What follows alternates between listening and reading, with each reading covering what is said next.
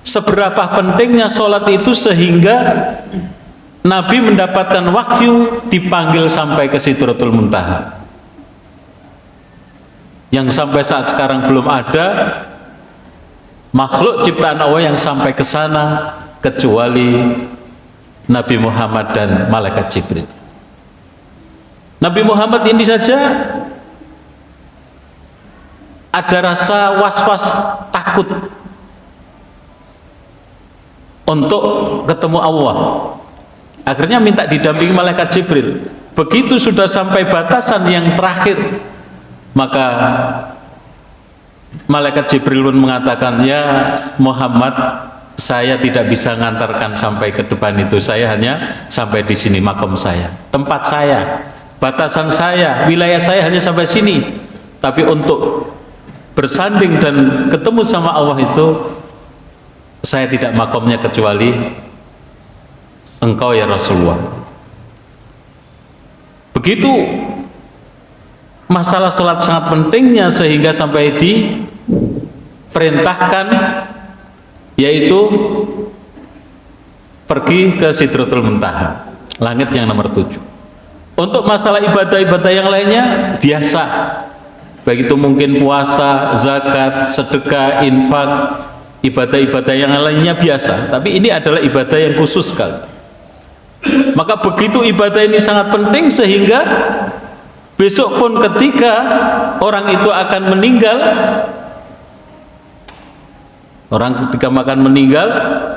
ini juga harus dipersiapkan sholatnya, karena nanti ketika meninggal itu awal mulanya awwalu ma yuhasabu as-sholat. Besok ketika dia yaumul qiyamah, orang itu kalau meninggal yang ditanyakan adalah orang itu sholat atau enggak. Kalau orangnya itu sholat ketika di dunia, berarti pertanyaannya sangat mudah yang lainnya. Ketika orang itu tidak sholat, maka pertanyaannya adalah sangat berat sekali. Ini begitu pentingnya sholat yang hanya sederhana.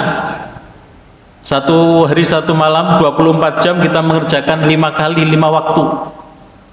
Mungkin 3 menit, 4 menit, 5 menit, tidak ada 1 jam.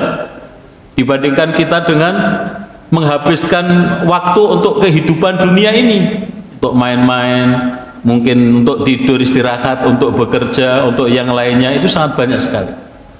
Sehingga orang kalau tidak ditekankan, sholat ini sangat berat sekali. Di dalam Al-Quran surat Al-Baqarah ayat 45, ya ayyuhalladzina amanu sta'inu bis sabri was shalah wa innaha lakabiratun illa alal khashiin. Orang-orang yang beriman, jadikanlah sholat dan sabar itu sebagai penolongmu, dan sholat itu sungguh sangat berat sekali kecuali orang-orang yang khusyuk.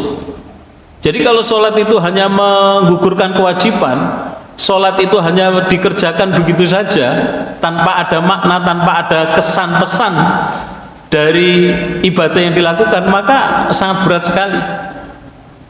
Mendingan tidur, mendingan bekerja daripada sholat, waktunya habis, waktunya tersita, berbagai macam alasan sehingga orang tidak melakukan sholat, karena sholat itu hanya sekedar menggugurkan kewajiban. Meningkat kalau sholat itu sebagai suatu kebutuhan, maka ini levelnya akan beda. Sama halnya kebutuhan fisik itu ketika lapar harus makan, ketika haus harus minum. Nah, kebutuhan batiniah, kebutuhan rohaninya ini apa? Yaitu diantaranya adalah sholat, zikir, berdoa. Ala bidzikrillahi tatmainul qulub. Maka berzikirlah kamu, sesungguhnya zikir, berdoa itu akan menenteramkan hati kamu. Surat Ar-Ra'd ayat 11. Ya, oleh karena itu maka setiap kejadian-kejadian itu bisa kita jadikan momentum, bisa kita jadikan pelajaran.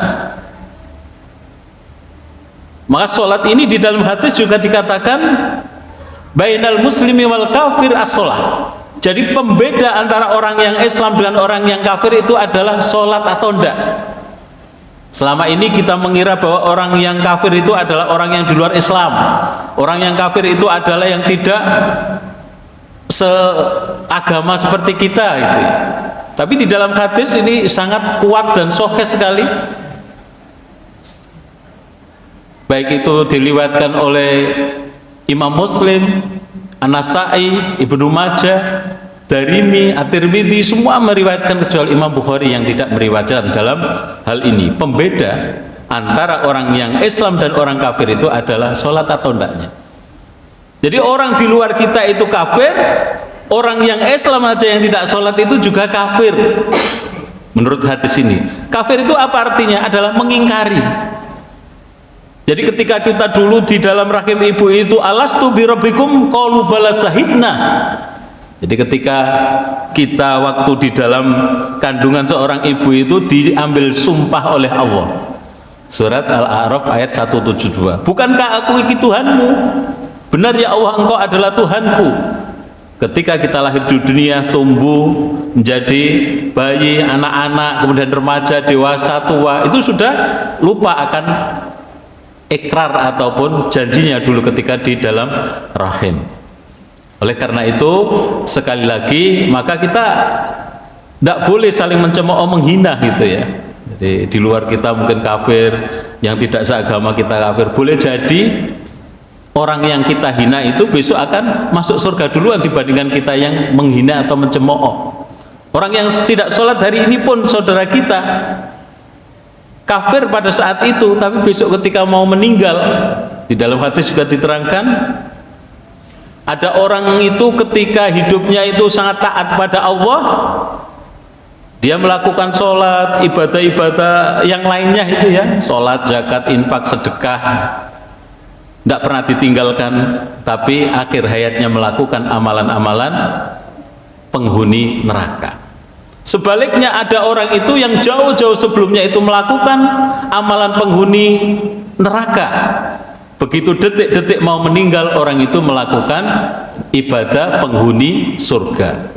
Ini yang namanya hati itu membolak-balik, sehingga kita berdoa, ya muqallibal qulub tsabit qalbi ala dinik. Ya Allah, zat yang membolak-balikkan hati, tetapkanlah hati kami dalam keadaan yang Islam gitu ya.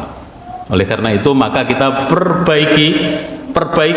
memperbaiki diri kita ini agar selalu Islam itu kuat di hati kita, terutama yaitu yang berkaitan dengan sholat.